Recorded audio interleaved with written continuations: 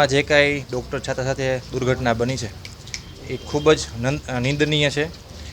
એને અમે બધા કડક શબ્દોમાં વિખોડીએ છીએ અને તમામ ડૉક્ટર મિત્રોમાં ખૂબ જ ગુસ્સો પણ છે, આવેશ પણ છે. એ સાથે સાથે ગઈકાલે જૂનાગઢમાં પણ એક ઘટના બની છે સિવિલ હોસ્પિટલમાં. એ પણ અમે એના માટે ખૂબ બધા ભેગા થઈએ અને સરકારશ્રીને અહીંયા આવેદન આપવા આવ્યા છે, મામલતદારશ્રીને. આવી ઘટના ફરી ભવિષ્યમાં ના થાય અને આ જે કાંઈ ગુનેગારો છે એની સામે ખૂબ જ સખત કાર્યવાહી થાય એની વિનંતી કરવા આવ્યા છીએ.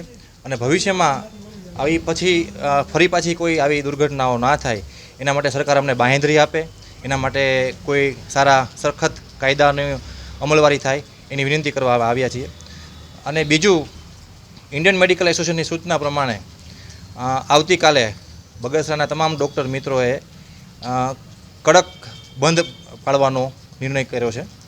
કાલે બગસરાની કોઈપણ મેડિકલ ફેકલ્ટીવાળા, એમાં બધી ફેકલ્ટી આવી ગઈ, એ પોતાની વ્યવસાયિક કામમાંથી દૂર રહેશે અને તમામ પ્રકારનું કામ કાલે બંધ રાખવામાં આવશે.